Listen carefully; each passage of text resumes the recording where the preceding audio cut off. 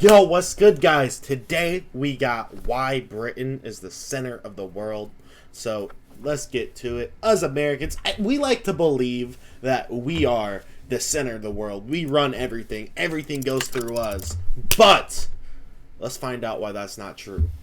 Or maybe it is true and this video is wrong. The world may never know. Here it is. Here's the original one. I think there's this misnomer that my orange coat is dead, but no, it's just dying quickly. There's just a good amount of this going on. But I think this thing has a couple more years for sure. Hey, listen, I'm the same way. You don't see my fucking jersey falling all apart here? Like, hey, I feel that. So, this is my desk. I sit here all day and I work and I look at this map whenever I'm daydreaming. I just look at this map. I bought this map off eBay and it was in like an elementary school and now it's in my office. I notice something every time I look at it that kind of irks me. That something is this. This zero. This zero, which is not just one number, but it's actually a corresponding line that looks like this. Mm-hmm.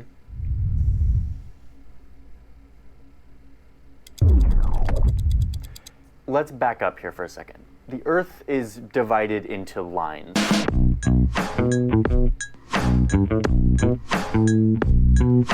Sometimes they're curved like they are on my map. And whether or not they're curved or straight has to do with this concept of projection, which I'm not going to talk about here. I've talked about plenty using a knife and a globe. I'm not gonna lie. So he's approaching this in, like, as far as a map goes. I thought this whole video was gonna be about like the UK's like all so powerful and like kicking ass and taking names and, you know, had a whole empire and influenced the world and shit. But okay, he's going a different direction with this than I thought he was. Back in an old Vox video that I made. But just know that the Earth is divided up into lines, latitude and longitude lines, ones that go up and down, and ones that go from side to side. All of these lines in the grid have a number associated with them. So for the up and down lines, there's a 0 point, and then anywhere to the right of that, or east of that, starts to go up from 0 to 180 with a little E next to it for east of the 0 line. And then everything to the left or the west of it has the same thing, 0 to 180 with a W for west, okay? That center point is the 0 point from which all east and west things are measured. The same thing for these side-to-side lines. If you go up from here, you're going to start to get higher and higher until you get to 180 degrees north. Or if you go south, you will go 180 degrees south, which is the South Pole. Finding out where the 0 point should be for these horizontal lines is actually quite easy. The Earth has these two natural poles, which make for a natural top and bottom of the Earth. And halfway in between those two poles, you have this perfect center point, the equator, which is a very natural place to put this 0 point and to measure everything from. The up and down lines are totally arbitrary where you decide them. Like my man's teaching us. I think I've learned more about maps in these past 2 minutes and 42 seconds than I have in my entire life. I'm not even gonna lie to y'all. I never even thought of why they had all the lines on maps and all that. I just thought that's how it is. Who's to say that, like, it couldn't be right here in Russia and this could be 0 and everything could go west and east from here? Or Japan, for that matter. Well, in fact, a long time ago, that's how it used to be. Oh, damn. These maps with these grids were really, really important for navigating the world, and so everyone had to choose a 0 point. And most would just make their capital or their home base the 0 point. If you lived in Japan, you would just make Japan the 0 point, and the rest of the coordinates would be measured against that one 0 point, which was Japan. And same if you lived in France or Washington, D.C. This was fine because back then countries kind of just fought wars and competed with each other. They weren't really collaborating or aligning or trading as much as they do today. And so everyone could just have their own maps centered around their place, and they did just fine. But then... Okay, but then here's the question. But if you could only go 180 west, or then can you go higher than that if your 0 points like at the far north of the world or some shit, like, or far east of the world or whatever? Like, how does that work? Around the 1800s, a few things started to happen that completely changed everything. First, countries and empires, instead of just competing and fighting with each other, started to actually say, like, we should align with each other and trade and be friends because that's better for everyone. Pair this with the fact that map making and sea navigation was becoming like a big industry. It was no longer just the king ordering maps to be made for their like expeditions, but now it was like private businesses going out and doing things that private businesses do. And so there was now like a demand for good seafaring maps. In short, map making was trending. Seems like a pretty good time to be alive. Okay, and there was one more thing that was happening around this time that was super important, which is this. Trains everywhere. Trains were just like popping up everywhere, and trains were also trending. People were now able to travel like across the country, not just like on their horses, but on this whole system of trains where you could buy a ticket, get on a train, and end up somewhere hundreds of miles away. And you know what? Okay, I just want to know, what does this guy do? Because this man is obsessed with map. Like, honestly, you know what? It's a cool obsession, right? Like, but look, on every single one of his computers, he's got different maps up. He's got a map here. He's got a big ass map here. Like, what is it that this, like, I've never heard of this dude, like, respectfully. I just don't know who he is. So, like, what is he that what is it that he actually does? Because this is crazy how much info he has on just maps. We're almost 5 minutes. What trains run on? We're 5 minutes into the video, and he hasn't even said a word about Britain because he's just going on about maps, which I'm here for it. Like, hey, listen, why not? I'm here for it. But what is it this man does? Besides coal is time, timetables, schedules. How do you know when your train's going to arrive and when it's going to leave and when it's going to get there? Time, some universal set time. The problem is, back in the 1800s, there was no universal set time. Check out this piece of paper.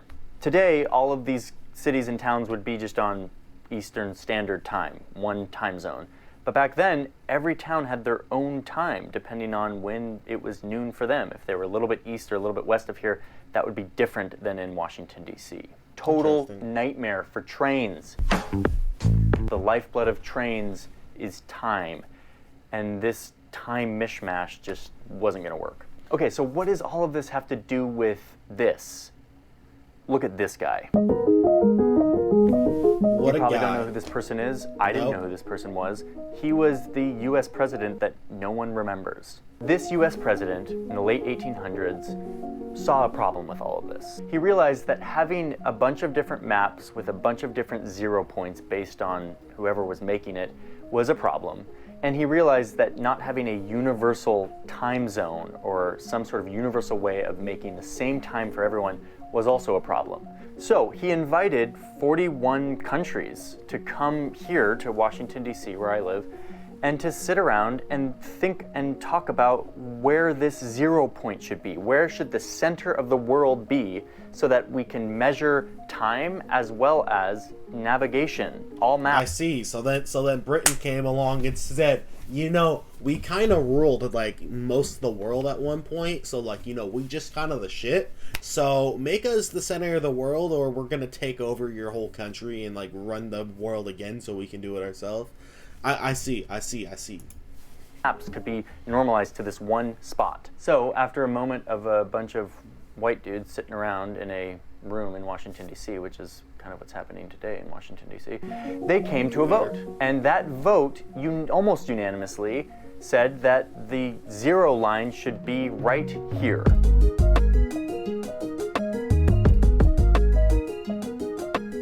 This line, if you zoom in, goes right through London, England. It actually goes through a little outskirts town called Greenwich. Greenwich is the home of the Royal Observatory of the British Empire. This would be the place where the prime meridian, or the 0 point for the entire world, east and west, would start. Every country at the conference agreed that this should be the case, except for the Dominican Republic, at that time called Santo Domingo. They said no. They were the one country that didn't like this proposal. And France and Brazil actually abstained diplomatically, which was kind of them saying like, oh, we don't agree with this.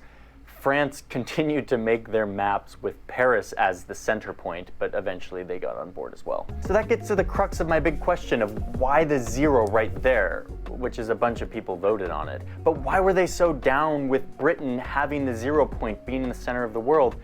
Well, the answer is because it was 1884, and Britain was just really good at the ocean. The British Empire was by far the biggest, most powerful navy. They had the most experience with maps and ocean faring, and so it was kind of a natural choice to let Britain, the king of the ocean, have this center point. Now, that has a ring to it, though. The king of the ocean. Like, it makes sense. It does make sense why he explains it like that, because, you know, like, an island nation that took over the entire fucking world damn near. They probably have a right to say they're the king of the ocean, but that has a ring to it. Come on now. And from then on, maps started to be drafted with Greenwich, this Royal Observatory, as the center point for the east-west divide in the world. Over time, this exact point, exactly where it's drawn, has shifted a tiny bit because of better tools to measure things, and so it's actually not literally on the Royal Observatory anymore, but it's effectively in the same place that was drawn in this 1884 conference. But they also established that all time in the entire world would be measured against this same spot, Greenwich. Noon at Greenwich, at the Royal Observatory, would be the peg against which all other time was set. They called this Greenwich Mean Time. So you end up getting a map that looks like this.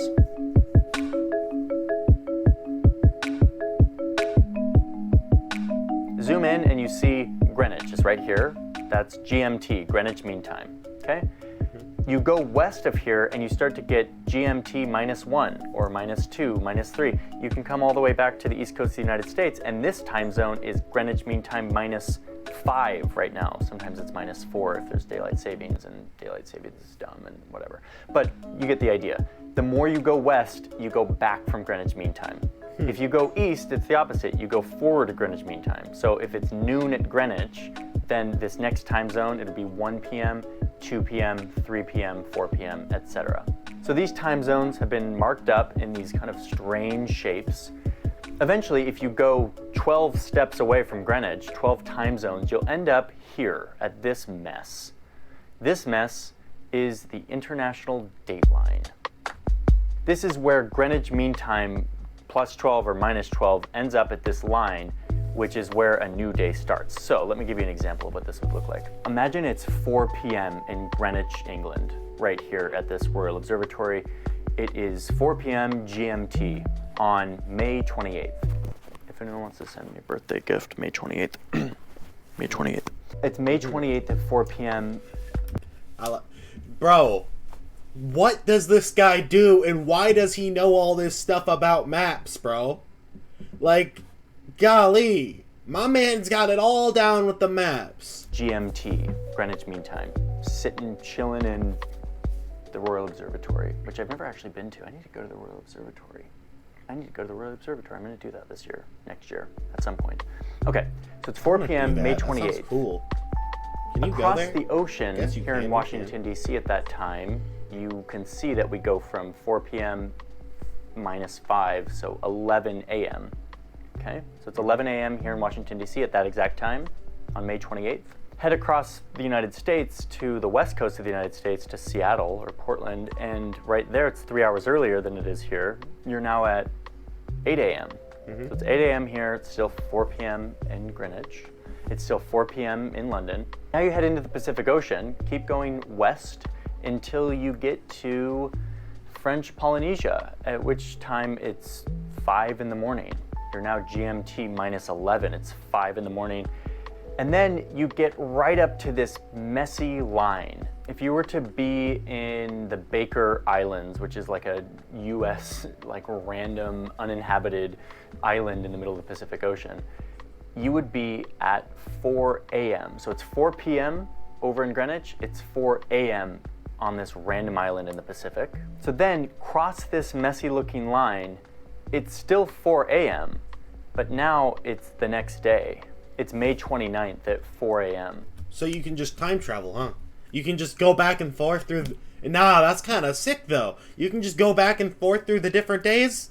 Be like, nah, I'll see you tomorrow. Just go across the line. You know, give them a call. All right, now that it's tomorrow, what's up, bro? Like, nah, I fuck with it. Here in Fiji, at the same time, 4 p.m. at Greenwich, it's now 4 a.m. the next day, May 29th. So we went from being 12 hours behind Greenwich to being 12 hours in front of Greenwich just by going over this international date line. You could do this exact same thing going the other way. Start heading east and you see that it's 5 p.m. and 6 p.m. and 7 p.m. Head all the way over into Asia, and now you're getting closer to seeing how that 4 a.m. happens when you get over to Fiji. Now the caveat to all of this is, of course, is that some of these countries switch by an hour for like daylight savings type things and whatever, but ignore that. Imagine there wasn't daylight savings. Right now, in this moment where daylight savings is at least ended in the United States, this holds across the whole world.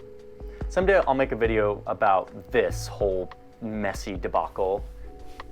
But the point of all of this is to say that because of this conference in 1884 to reconcile train timetables and to make maps more uniform, we now have this navigation and time system that rules our whole world, and Britain is just sitting at the center of it, of course. I mean, basically trains gave us time zones. That's how one thing makes another, huh? That's crazy. I never knew that. The British Empire may have fallen and the world has moved on from Britain being the center of the world in a lot of ways, but they'll always be the center of the world. They still run shit. That's right. World in a lot of ways. That's right. I'm gonna put some links in the description for some of these cool Shout out tools to the that UK, man, running shit out in here. Center of the world. If you're interested in that sort of thing, but if I ever lived in the UK, I would change my location to the center of the world. I'd just put like, look, where do you live? Center of the world. I'd use that to talk so much shit. Yeah. Ain't nobody saying nothing to me from another country. I'd be like, bitch, I live in the center of the world. The fuck you want to do? Like, I'd be talking so... Y'all gotta use that. I actually didn't know the answer. British people need to use that. I went on a deep dive, and now I know. So now I'll sit at my desk, and I will know the answer to why that's 0, and I think that was worth it. So, thanks. Big thank you to Skillshare for sponsoring. Hey, bro. Respectfully. Where's the thing to buy skill? Okay, I don't see where his thing to buy Skillshare is. Either way, I hope you guys enjoyed the video. I would have showed his thing, but I didn't see it, and I'm not watching his ad. Subscribe, ring the bell, click all. You know how YouTube works. Like the video, and I'm out.